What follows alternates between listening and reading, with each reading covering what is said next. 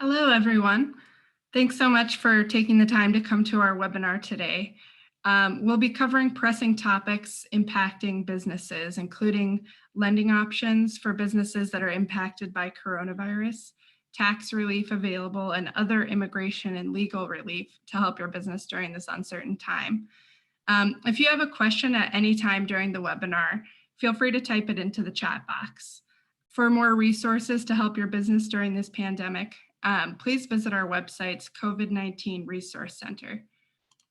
I'd like to start off by introducing our panelists for today's webinar. We've got a wonderful panel of CPAs and attorneys from our Santa Clara office. Today, we've got our host, Kisley Banka, partner in CPA, Gershan Chugh, attorney, Subhash Desai, senior partner, Khushbu Doshi, CPA, Asha Inamdar, CPA, Jyoti Javeri, accounting team lead, Pooja Srivastava, senior accountant, Bhakti Suba, partner in CPA, and Vikram Subramanian, attorney. Thank you so much for joining us today, all of you panelists, sharing your time with everybody. And now I'd like to hand it over to our host, partner in CPA, Kisley Banka. Kisley? Thank you, Sasa. Thank you, everyone, for joining the call today. Navdeep could not make it, and we have a whole lot items to cover. So we'll get started with EIDL loan. So our senior partner, Bhakti Subha, will cover the EIDL. Bhakti, you will talk about EIDL? Sure. Thank you, Kisley. Trust everyone's keeping safe here. So there's a lot of noise that has been going on around the EIDL loans. Let me tell you about the EIDL loans briefly today. The CARES Act had appropriated $349 billion for the SBA programs, which is the PPP and the Economic Injury Disaster Loan Program, EIDL. The initial funding is depleted, and the second round of funding has already been approved, which is for $480 billion. EIDL is a low-interest federal loan funded by SBA to the businesses suffering due to the pandemic COVID-19. EIDL is available to small businesses and private nonprofit organizations with 500 or less employees, self-employed individuals, and independent contractors. These loans are also available to businesses in certain industries with more than 500 employees, subject to the SBA size standards, which is based on the average annual receipts or the average number of employees. The loan can be applied during the calendar year 2020 and has to be applied directly with the SBA. The loan is available up to $2 million at 3.75% interest for the businesses and 2.75% interest for nonprofits. It is a 30-year loan, and the first repayment can be deferred for 12 months, though interest will be accrued. These are essentially working capital loans that are to be used for paying expenses, which are eligible expenses like payroll, rent, mortgage, and others. These funds cannot be used for expansion of businesses. 20% or more owners must give personal guarantee, though loans up to $200,000, there is no personal guarantee needed. The CARES Act also provides for the emergency advances, which is the $10,000 advance. We are getting a lot of questions around this. The amount of advance is $1,000 per employee, capped at $10,000. The advance has to be applied for at the time of the EIDL applications. If the advance is used appropriately, then it will be forgiven. Yes, the advances are taking time to be funded than initially what was expected, but they are starting to come in. For some of the clients, I've already started getting these advances. In general, there has been a delay in processing the EIDL loans and advances due to the overwhelming applications being received and the PPP loan funding being given a priority. We can call the SBA to check the current status as well. Just one important thing to note here is that the application number has to begin with number 3. And if that's not the case, you may have to reapply. Probably you're using one of the old application forms. Business can apply for both EIDL and the PPP loans as long as they are used for different purposes. There is a good news for the businesses that have existing SBA covered loans. Under Section 1112 of the CARES Act, the SBA will pay principal, interest, and any associated fees for a period of 6 months beginning April 1, 2020. SBA will also make payments for these covered loans between April 1st, 2020 and September 27th, 2020. These repayment of loans by the SBA are free payments and not treated as income. The EIDL loans are not available to 501c3 organizations, with an exception to the faith-based organizations. Faith-based organizations can apply for the EIDL loans, the terms for which will remain the same as the other private nonprofit organizations. So concluding here, Kisle and everyone, EIDL loans are currently getting delayed, but the business will start to see some communication from these SBA people. SBA will also start taking new applications as the funding is already being approved. Thank you, everyone. Back to you, Kisle. Thank you, Bhakti. We'll now talk about PPP loan. Almost all businesses, especially the small businesses in the US, is talking about PPP loan. And there are a lot of anxiety about business owners regarding this loan. And they have many questions regarding foreign ownership, foreign affiliates, and whether VC funded company are eligible or not, whether nonprofit can apply or not. So we have our senior team lead Jyoti Jhaveri from Santa Clara office, and she's going to talk about PPP loan. Jyoti, yours now. Sure. Thank you so much, Kisle. Thank you all for attending this webinar. The Paycheck Protection Program is another stimulus grant under the CARES Act. It's a loan initiative designed to provide the funds to small businesses to retain employees through this COVID-19 crisis. As we all know, payroll is the biggest expense and the #1 pressure for most businesses right now.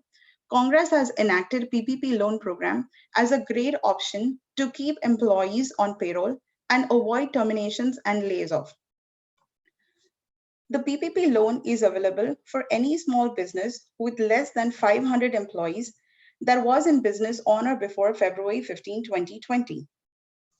They could either be an S Corp, C Corp, LLC, sole proprietorship, or independent contractor.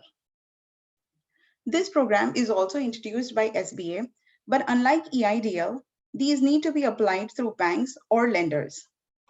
Lenders who are authorized to make loans under the existing SBA 7A loan program are automatically eligible to participate.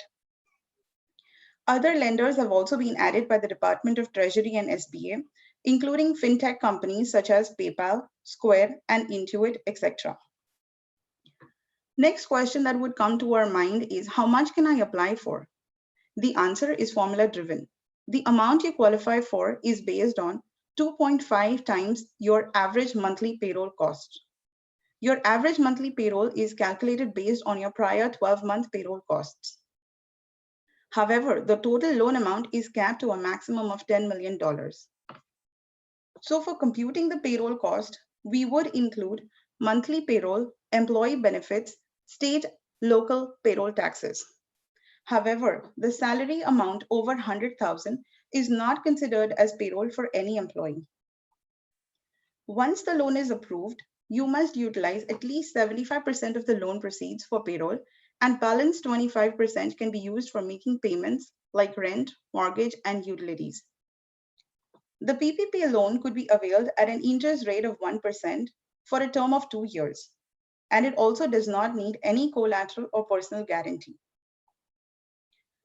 SBA guidance provides that the foreign-owned companies with US employees can apply for PPP loans, provided they otherwise meet the eligibility requirements. But in an interim final rule, the SBA has indicated that an entity generally is eligible for PPP if it, combined with its affiliates, has 500 or fewer employees whose principal place of residence is in United States, meaning it would consider employees only within United States. For venture capital funded companies, there is nothing in SBA's affiliation rules that outright prohibits these companies from receiving PPP loans. But if a VC or a PE fund is deemed to be affiliated with a company, then all of the portfolio companies that are controlled by the fund may come into the affiliation equation. And then they would need to see if they're still eligible under the size eligibility requirements of no more than 500 employees, inclusive of affiliates within USA. Non-profit entities are also eligible for PPP loan if they meet the program's requirements and if they are classified under the tax laws as a tax-exempt non-profit organization described in Section 501c3 of the Internal Revenue Code and under Section 501c19, which is tax-exempt veterans organization. Lastly, as you may all know, the Paycheck Protection Program exhausted nearly $350 billion, which was set aside for low-interest loans to small businesses in just 14 days. So Congress reached an agreement and Senate passed the bill on Tuesday to add an additional funding of $310 billion for the PPP loan. This is great news for the ones whose PPP application has not yet been processed and still stand a chance to avail of this loan. I hope this information is useful and helps you in this extraordinary times. Over to you, Kisle. Thank you, Jyoti. Thank you very much. Next topic is about forgiveness of PPP loan, and I'm going to talk about it. Getting PPP loan is very important, but forgiveness of PPP is equally important. If you don't plan for it, you'll find the liability sitting in your balance sheet immediately after 8-week period is over. Many of you know that PPP loan is forgivable as long as loan amount is spent during 8-week period in salary, rent, utilities, and mortgage interest. This 8-week period will start from the day you will receive the fund in your bank account. Out of total loan amount, at least 75% money should be spent on payroll expenses. We have received a lot of queries if salary paid to H1 and L1 workers will be part of this forgiveness amount. Yes, they will be part of the calculation. However, amount paid to 1099 and foreign workers will not be considered for this calculation. Reduction in forgiveness. This loan forgiveness can be reduced for two reasons. First, it can be due to reduction in number of employees. For this purpose, we need to compare the average number of employees during 8-week period with employee count for a specific period during 2019 and 20. If the reduction in number of employees in 8-week period, the forgiveness amount will be reduced proportionately. Secondly, it can be reduced if their pay cut over 25%. So this requirement will be individually assessed for every employee that did not receive more than $100,000 in annualized pay in 2019.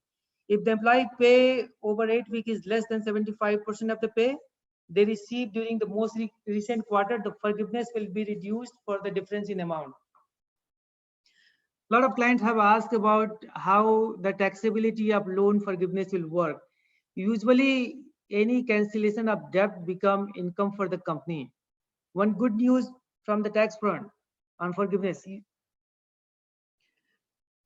The forgiveness amount under PPP plan will not be a taxable income for federal income tax purpose.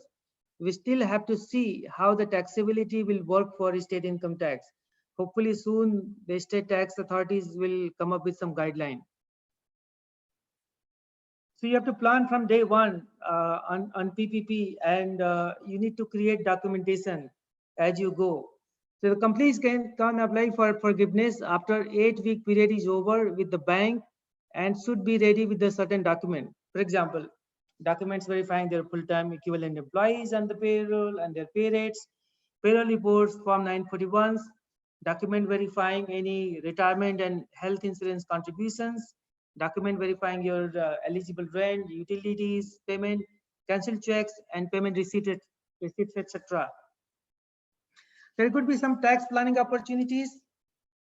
As you know that 8-week period will start from day you receive the fund. It is quite possible that your 2 month of your payroll cycle will not fall into this period. So you may have to work around with your payroll cycle and probably adjust a little bit to cover the maximum payroll. You can plan to prepay some of the bonuses, commissions that are due in coming period. Ensure that payroll taxes are debited from your bank account on time during this 8-week period. you may have to work with your payroll agency. Ensure that your rent, utilities, and other eligible expenses are paid on time, covering the 8-week period. This mostly covers my forgiveness part. We'll move it to next topic, discussing about different payroll tax credit available. And there are many, and Asha is the senior team lead, and she's going to cover about various payroll tax credits that our clients can avail. Asha, to you. Thank you, Kisley. The Employee Retention Credit under the CARES Act is a fully refundable credit that covers up to 50% of payroll per quarter, including health benefits for each employee. The qualified wages should be for the period after March 12, 2020 and before January 1st, 2021. The credit is allowed against the employer contribution of Social Security taxes. The maximum compensation amount for this credit is capped at $10,000, essentially making the credit up to $5,000 per employee. Any excess credit exceeding the liability for Social Security taxes for the quarter is refunded, hence fully refundable. To be eligible, employers should have faced some kind of economic hardship as a result of partial or a full suspension of operations or a significant decline in gross receipts in the pandemic. Significant decline means a decline in a period beginning with a calendar quarter of more than 50% compared to the same quarter of the previous year and ending in a calendar quarter with gross receipts exceeding 80% of the gross receipts for the corresponding previous year quarter. Employers having more than 100 full-time employees in 2019 can claim credit for wages paid to only those employees that did not work during the hardship or had reduced hours. Employers having 100 or fewer full-time employees in 2019 could use the deduction even if they weren't closed or even if the employees were not working during the hardship timeframe.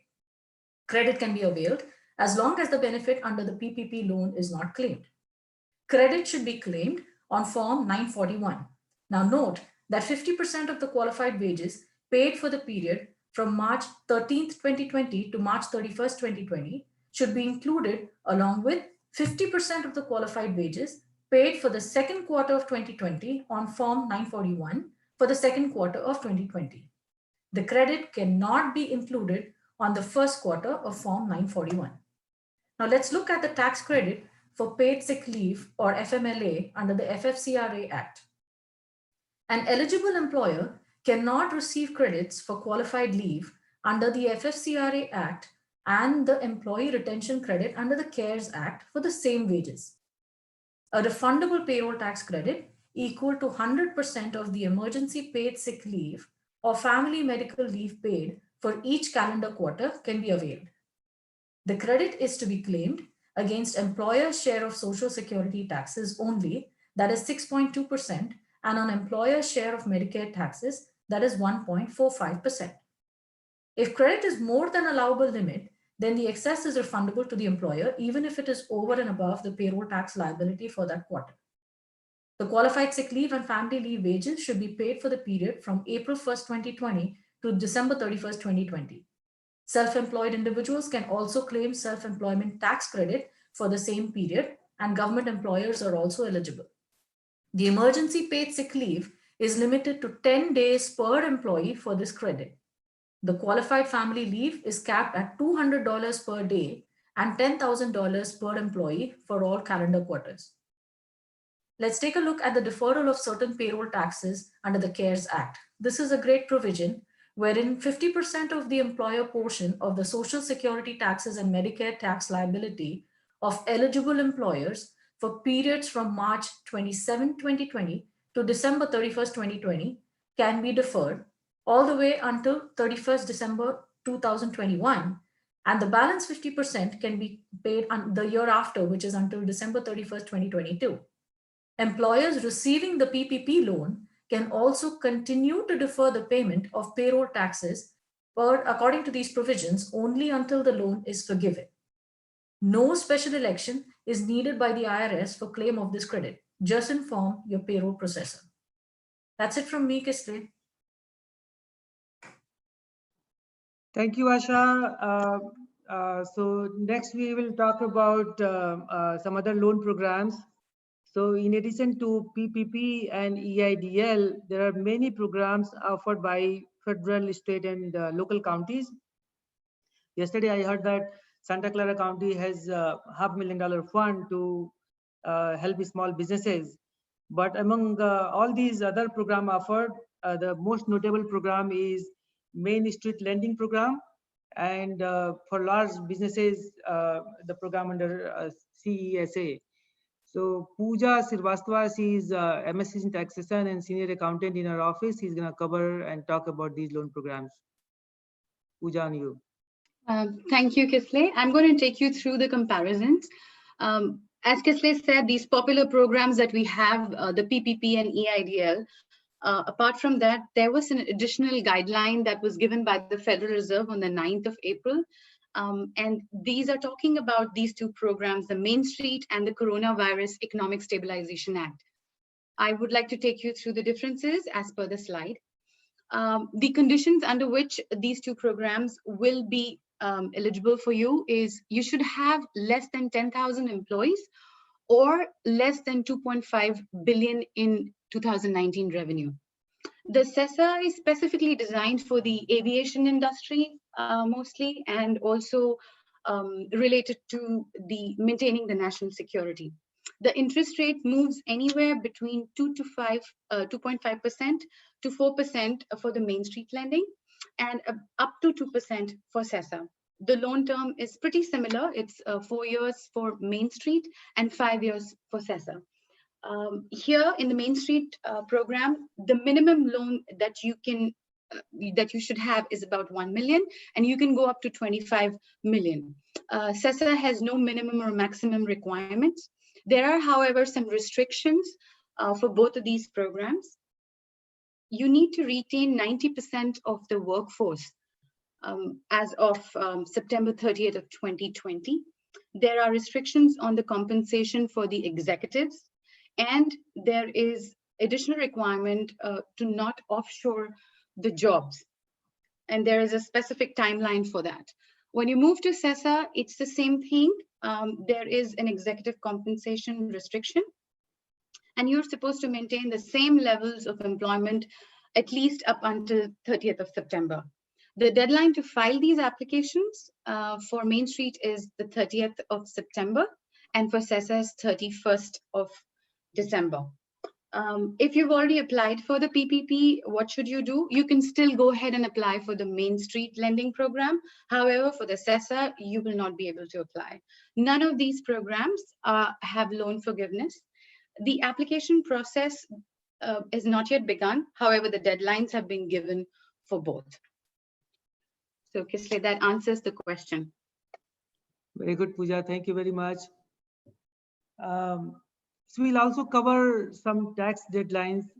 So Pooja, you also wanted to differentiate PPP and Yes. MSL? Yes, so we are also getting a lot of queries about what's happening to PPP now, and there's this new loan that has come up. There's not much in the guidelines for that.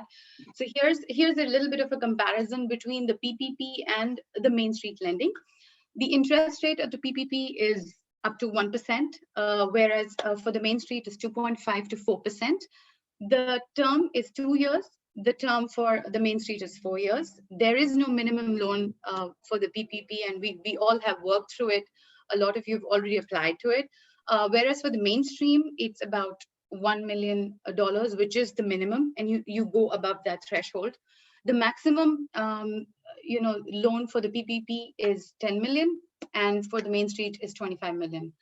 For PPP, of course, we all know, and there's going to be some heavy duty work on the loan forgiveness piece, as Kisle has mentioned, but there will be no loan forgiveness for the Main Street. The company size is 500 and fewer employees, whereas for the Main Street is 10,000 employees. And that covers my topic. Thank you so much for listening. Thank you, Pooja. So next we will briefly discuss about different tax deadlines and deductions and some good news on the net operating loss front. In 2018, some of those carry back of NOL were suspended. Now, under this new program, we can carry back some of those NOLs. So Khushbu Doshi is a senior CPA and team lead, and she'll talk about tax deadlines and deductions. Thank you, Kisle. Good morning, everyone. Hope you're getting some useful information from us. I would like to start away with the filing deadlines. The Treasury Department and the Internal Revenue Service announced on March 21st that the federal income tax filing due date is automatically extended from April 15, 2020 to July 15, 2020. About 37 states have adopted same filing date of July 15, 2020. Other states with different deadlines are Virginia, New Hampshire, Mississippi, Iowa, Idaho, and Hawaii. Taxpayers can also defer federal income tax payments due on April 15, 2020 to July 15, 2020, without penalties and interest, regardless of the amount owed. This deferment applies to all taxpayers, including individuals, trusts and estates, corporations, and other non-corporate tax filers, as well as those who pay self-employment tax. In response to the coronavirus pandemic, the tax deadline for 2020 has been extended until July 15th for IRA as well. This gives taxpayers an extra 3 months to make IRA contributions for 2019. Taxpayers can make a SEP IRA contribution as late as the due date, which is including the extensions of the return. So in a typical year, if you file for a 6-month extension, you would have until October 15 to make a SEP IRA contribution. The due date for filing F-bar remains April 15th, but pursuant to previously issued guidelines, an automatic extension is granted until the October 15th of every year. Regarding the NOLs, it's very interesting to know that businesses and individuals who own pass-through entities that incur NOLs in the tax year 2018, 19, and 20 can carry back those to offset the taxable income for a period of 5 years preceding the year in which the loss was generated. Additionally, businesses can elect to exclude from the carryback period any years in which the 965 transition tax is applied. The CARES Act now also allows 100% of NOLs to be used to offset taxable income. This amendment applies to tax years beginning before January 1st, 2021. Another good news that I would like to share is about the faster depreciation that you can claim. The CARES Act now allows for faster depreciation on qualified improvement property, as it is now being qualified as a 15-year property with eligible for bonus depreciation. Earlier, this used to be depreciated over a 39-year life of the building as set forth in the TCJA. This provision may allow taxpayers to file amended returns and claim refund for the year 2018 and 2019 tax years if they placed such 15-year property in service during those years. Additionally, it also encourages taxpayers to make needed improvements in the coming years as the economy recovers from the COVID-19 pandemic. Another good news is the utilization of minimum tax credits. The TCJA eliminated AMT tax for corporate taxpayers the tax years after 2017. Taxpayers were eligible to offset their income tax liability by the amount AMT and receive a refund of 50% of the excess for the years 2018 to 2020, with any remaining amount to be refunded in 2021. The CARES Act has changed these rules to allow a refund of any excess AMT credits to be utilized immediately in 2019. This is also an election that can be made to have all the credit refunded as a part of your 2018 tax return. I'm sure this will create a great benefit for a lot of the clients who are having AMT credits carryovers. Last but not the least, I would like to discuss the tax-free deductible payments under Section 139. Pandemic, now an employer can pay workers to cover reasonable necessary personal living expenses incurred resulting from COVID-19. Reimbursable expenses could include unreimbursed medical expenses, funeral expenses, increased utilities, home office expenses such as enhanced internet connections, computers, laptops, printers, office supplies, and increased childcare expenses. Since most of the people are working from home in these times, a lot of these payments can be used as eligible tax-free deductible payments. You can always reach out to us to get more clarification on any item you would like to discuss, and we can take it offline and guide you in the right direction. That's it from me. Thank you, Kisle. Thank you, Khushbu. So part of the CARES Act was to support individuals with stimulus checks. Many people have, sorry, Khushbu, actually, you have topic left or you're done? I'm done. Okay, next slide, please. So many people have already started receiving the stimulus checks.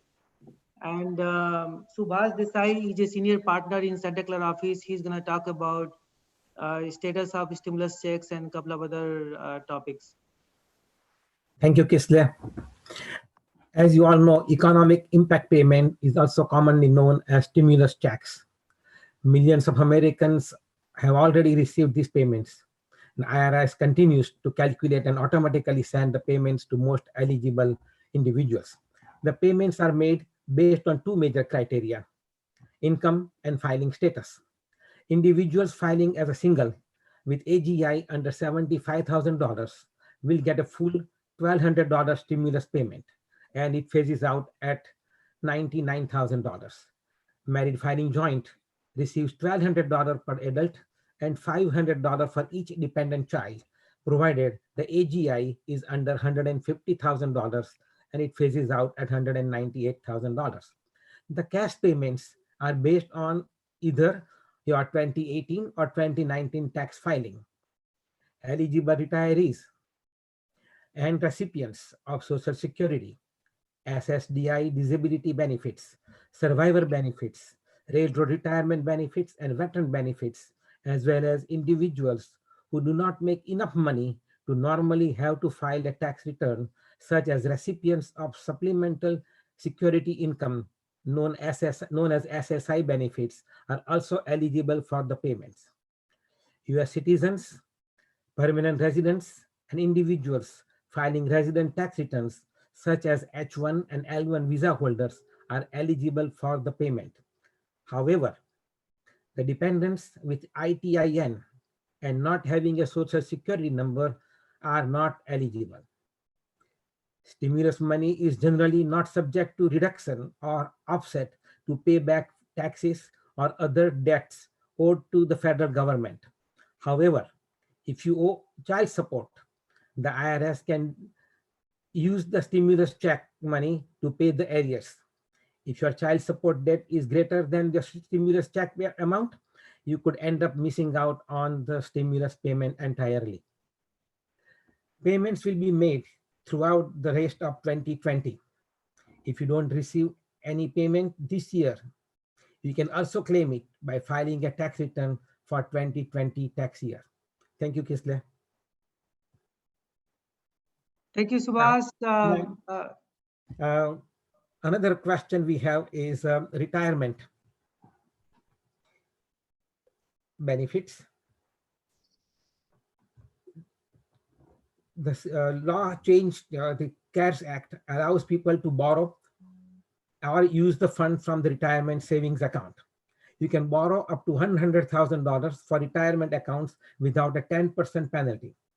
Pay the loan back in equal installments in 5 years with 5.25% interest. You can take penalty-free early withdrawal of up to $100,000.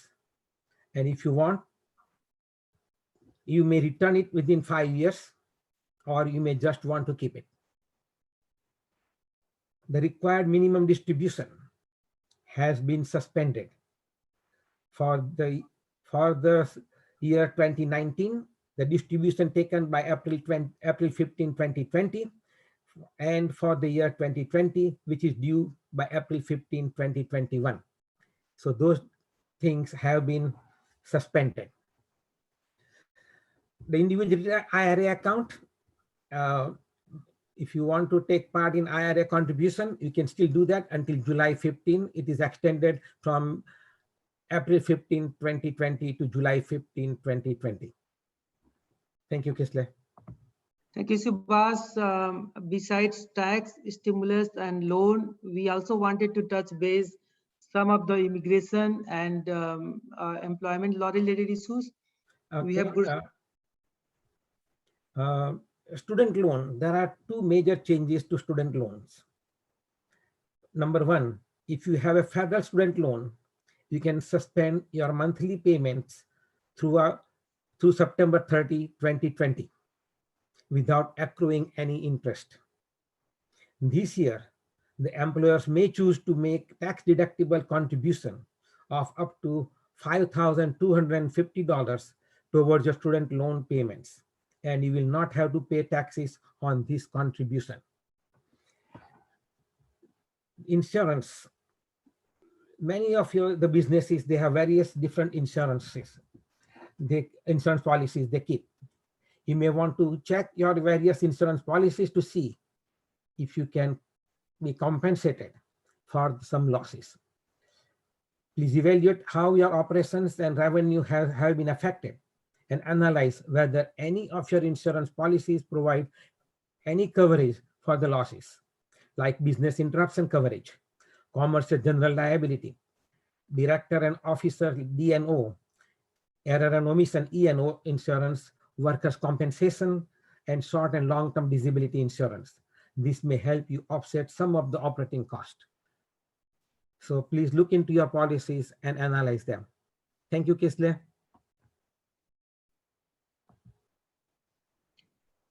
Thank you, Subhas.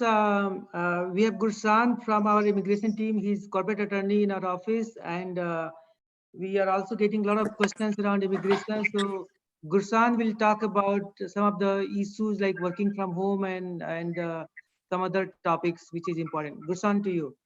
Yeah, thank you, Kisle. Yes, I'll be talking about a few H-1B related issues during this COVID-19. The first question is regarding H-1B employees working from home due to COVID-19. So this is usually allowed as long as it's within the same MSA, which is a reasonable distance from the address listed on their H-1B worksite petition. Usually it's around 50 to 60 miles. So as long as it's within that, this should be okay. A related question to this issue is the LCA requirement. So you can meet this requirement if you post the LCA at home or the employer's electronic board, intranet. You can send out the LCA to all the employees using the emails that you use for job recruitments. So this way you can meet the LCA requirement as well. The next question is regarding the short-term placement option. This allows employees to work outside normal worksite for up to 30 work days without filing any amendment. The only thing that you need to remember about this is 30 work days, so it's a little over a month. So this allows employees to work outside normal work sites. The next question was regarding the LCA requirement, which I kind of covered with the first question. So the employers can meet this requirement by posting it, like I said, on job opening websites, their websites, email, internet, electronic newsletter. You can also take a printout and put it in your public access file. The Department of Labor has also given a 30-day extension for posting LCAs at new work sites. So we can, Kisle, if you can move on to the. So next we're going to talk about sick leave that if an H-1B employees can take during COVID-19. Employees can take sick leave.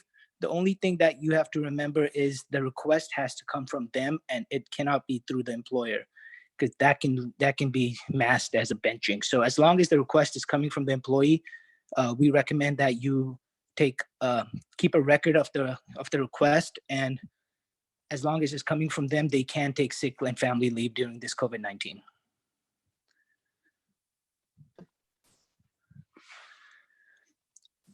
Okay, one of the main questions during this time is what to do with H-1B employees if you can't afford to pay them, or you want to change their hours, or you want to terminate them. The first option would be you can amend the current H-1B petition to reduce the H-1B worker's salary.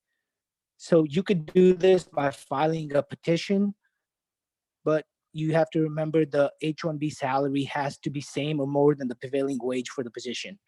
And the pay cut would be effective once you file the amended petition with the USCIS. So that's one way to do it.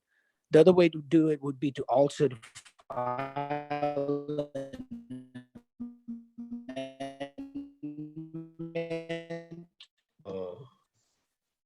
and reduce I think we the can't hear you. number of hours to part-time. But even with this option, you would have to match or exceed the position's prevailing wage. Can you guys hear me now? Hello? Can you guys hear me? Yeah, go ahead, Gursan.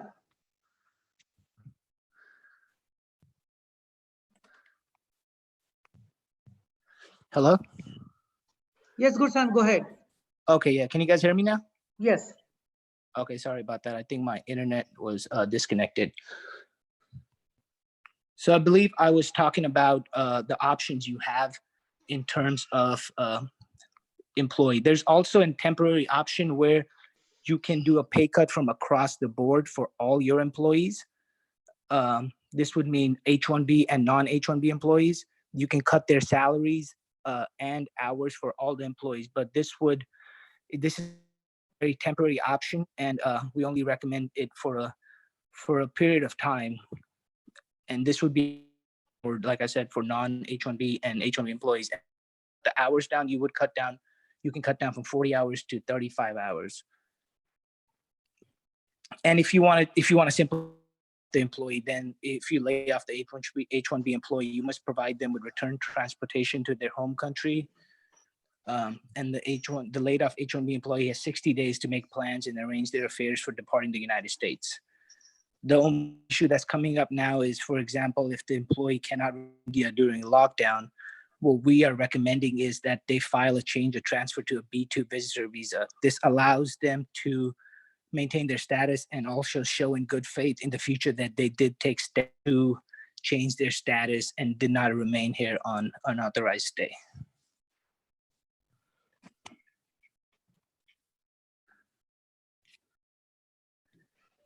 The next question is, does an H-1B pay an H-1B employee? Yes, they would have to pay the employee, even if it's a shutdown collection. If they cannot move him through an amendment, they'll have to pay him.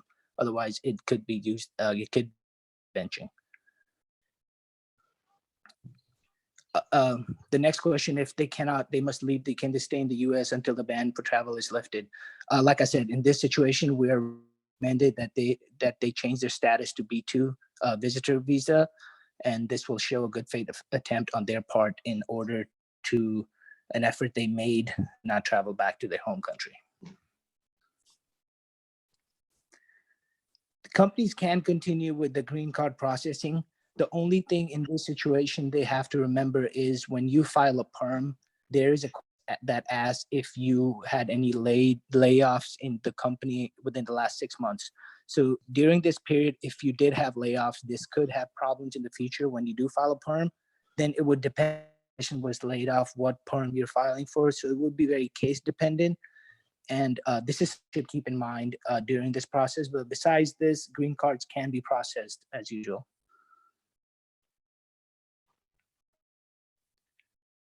In terms of reasonable accommodations, one of the accommodations that they made was US has made is 30 days extensions for the LCA postings to be posted at the new work site. Also, in terms of perm recruitment, this recruitment usually used to be done within 180 days. The perm has to be filed within recruitment. They have allowed another extension for 60 days for this. So essentially, this means that if your perm was to be filed, you have another 60 days to file it. And in terms of audit documentation, response to notice of deficiencies, submissions of recruitment reports, they have also provided an extension. So if your deadline fell between March 13th to May 12th, they have provided an extension for that. So, but you still must file it no later than May 12th.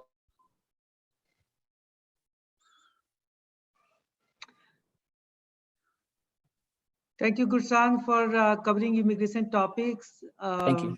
Our last speaker is Vikram Subramanian. He is a corporate attorney, and he will talk about some of the employment-related issues. Vikram, go ahead. Thank you, Kisle. First of all, I'd like to thank everyone for joining today. I see that we have a lot of attendees, and I really think that's great. So the first issue is, what are the reasons an employee can take time off for COVID-19 in this context? And in this context, an employee qualifies for paid sick time if the employee is subject to a government quarantine order related to COVID-19, has been advised by a doctor to self-quarantine, or is experiencing COVID-19 symptoms and is seeing a doctor, is caring for an individual subject to a quarantine order, or is caring for a child whose school or daycare is closed because of COVID-19. Another issue that employers are having to address nowadays is whether employees can use sick leave before the FFCRA applies, and can they use PTO as well? The short answer is that employee affected by COVID-19 has the right to use paid emergency sick leave under the FFCRA before using any PTO. Furthermore, an employer cannot require the employee to use PTO first before using sick leave. We can go ahead and move on to the next slide. Thank you. Another question is, what is Emergency Paid Family Leave Act under the FMLA? This new law requires employers to provide employees the ability to take leave to care for a child who's out of school or whose daycare is closed because of COVID-19. Also, Emergency Paid Family Leave Act under the FMLA can be used consecutively with paid sick leave whenever applicable. Another question that is occurring nowadays is, how much do employees receive for FMLA leave? An employee is eligible to receive a total of 12 weeks leave, which includes 2 weeks paid by the employee using their PTO or sick leave, and the remaining to be paid by the employer, equal to 2/3 of the employee's regular rate with certain caps. We can go on, yes. And the next question is, which employees qualify for unemployment benefits? The general rule has been that state law generally governs and makes a determination about who qualifies for unemployment benefits. But at this time, most people will qualify, including contractors and others who just simply cannot find work. The federal government has already allocated over $1 billion in aid to state governments to support unemployed persons. There's no waiting period. Employees who've been laid off don't even have to go in person, and that's partly to prevent the spread of COVID-19, of course. And there are no work search requirements to even qualify for unemployment benefits, because the government and everyone's aware that this pandemic has caused many people to get laid off unnecessarily. And lastly, laid off and furloughed employees qualify for unemployment benefits. They can receive benefits from the state based on a percentage of their salary plus $600 a week from the federal government for 4 months.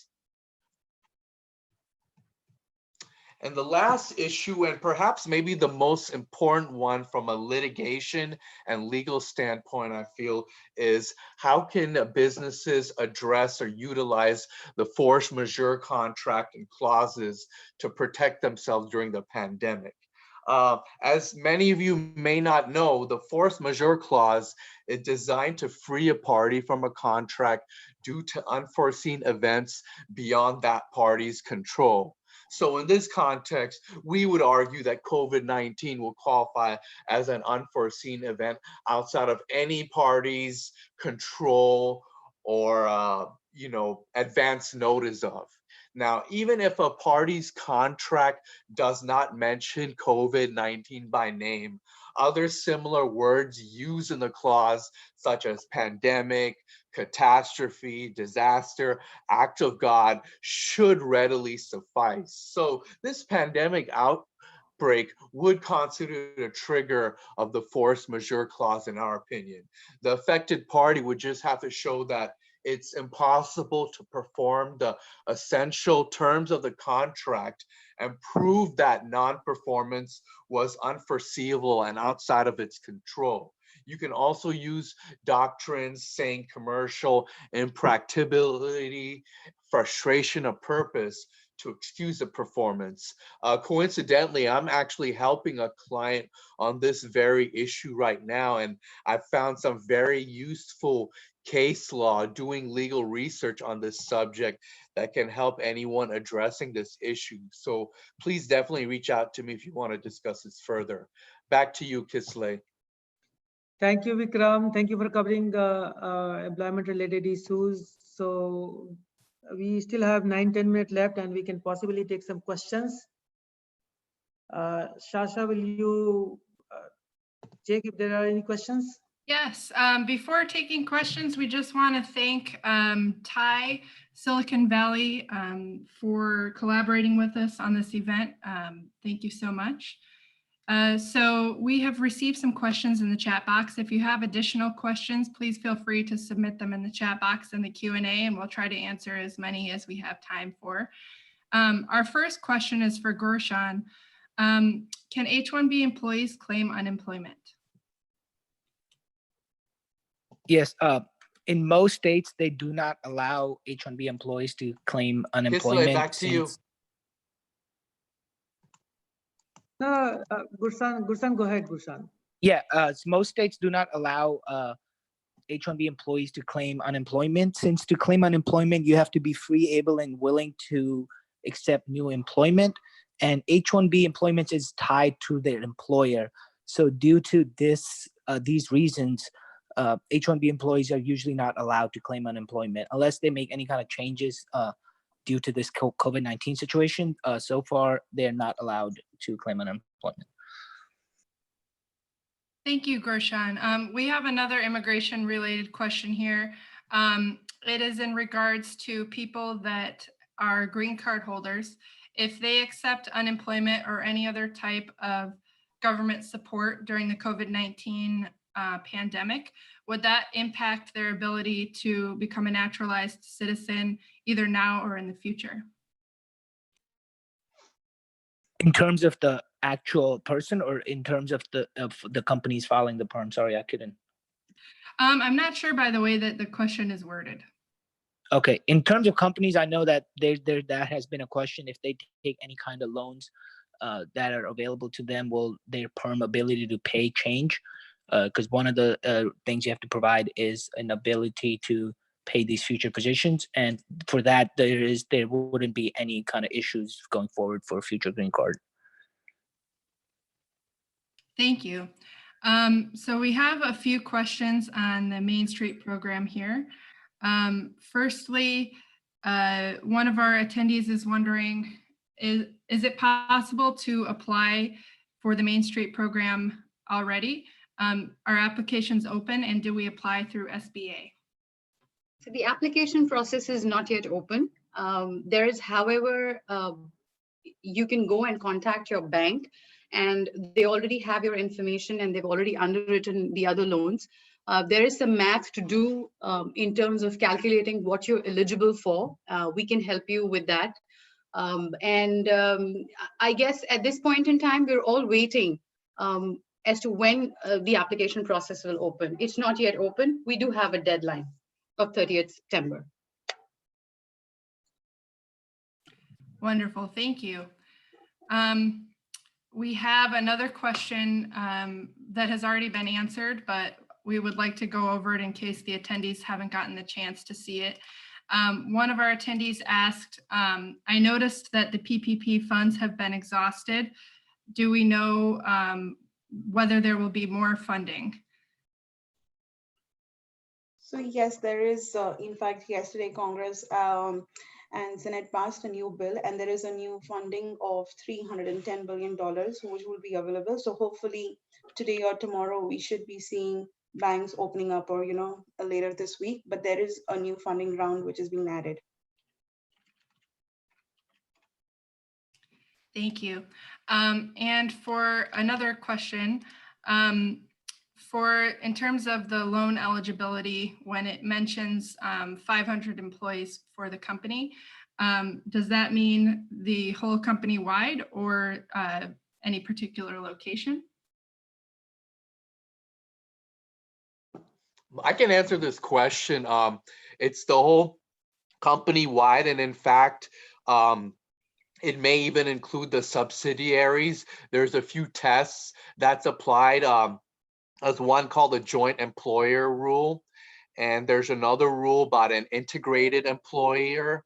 So there's a couple tests that would apply, but you can just reach out to us and we can give you more details. But like I said, it not only includes the company wide, but it could also include the company's subsidiaries based on how integrated the companies are.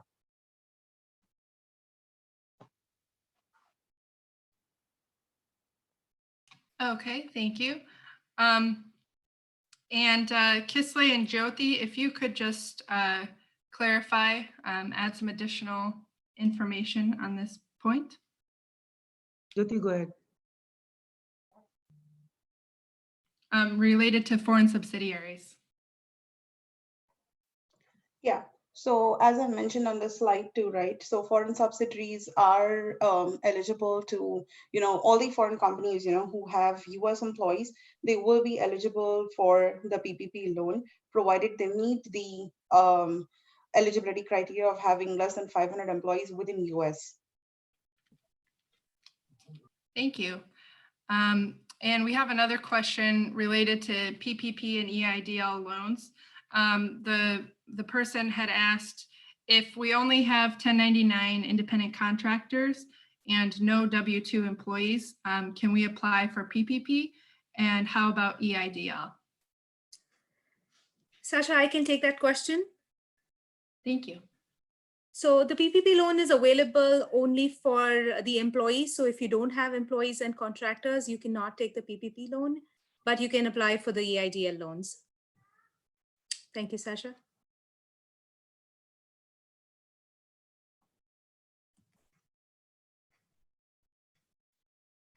Sasha, back to you. Thank you. We have some more questions here. Just one moment.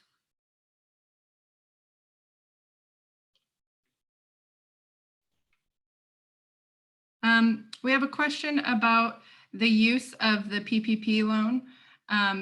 What are the eligible expenses? And if you use the loan for different expenses, how does that impact loan forgiveness? And if you only use part of the loan, can your full loan be forgiven?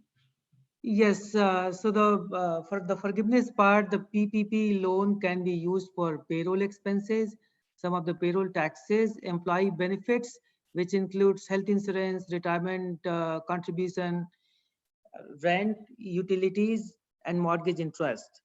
If the funds are not used for this purpose, then the remaining fund will be converted into loan after 8-week period, and that loan will be payable in 2-year period with 1% interest. Thank you. And our next question here is for Asha Inamdar. Is there a timeline for claiming tax credit for employers? Can it be done after a few months? Yeah, sure, Sasha, I'll be glad to answer that. Yes, I believe, Mr. Gajanan was referring to the employee retention credit under the CARES Act. As long as the period of the wages are after March 12th, 2020 and before January 1st, 2021, they can be claimed all the way on the second quarter of 2020. They cannot be claimed on the first quarter. So that's what about the ERC is concerned. But if he's talking about the paid sick leave or the FMLA, then again, the period of qualified wages is April 1st, 2020 to December 31st, 2020. they can be claiming it as and when that the wage period is covered. So that means you will have it all the way until December 31st, 2020. And if he's mentioning about the deferral of this payroll taxes, you can defer the Social Security and Medicare tax liability all the way until the PPP loan is forgiven. So even until the time the loan is forgiven, all those payroll taxes which have accrued till the time the loan is forgiven can be deferred in the two periods that I mentioned about, 50% until December 31st, 2021, and 50% for the next year after that. Thank you, Asha. We are running out of time here, but we can go a little bit over. If we have any additional questions, feel free to submit them in the Q&A box and in the chat box.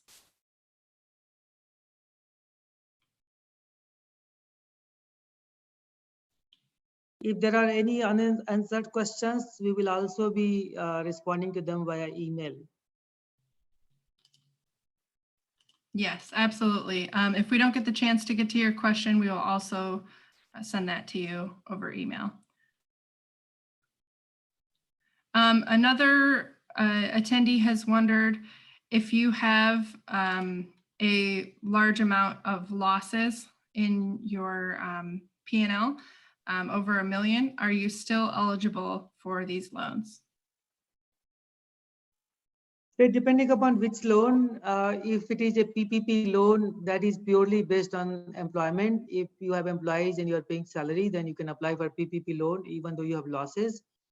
Regarding EIDL, it will depend upon how the loan officer look into the balance sheet of your company. We have still not seen that. After the EIDL loan is filed, a loan officer will be assigned and he will be working closely with you.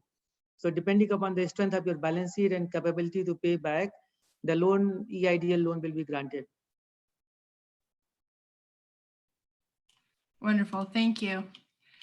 It looks like we have gotten through most of these questions. Thank you so much for attending our webinar today. We will send out a copy of this webinar recording to everyone that attended the webinar. Feel free to review this slide for the email addresses of our panelists today, and please reach out with any additional questions. We would be happy to follow up with you afterwards. Thank you, Sasha. Thank you all for participating in the webinar. I would also like to thank Thai team for arranging them and giving us an opportunity to present. Thank you, everyone. Thank you.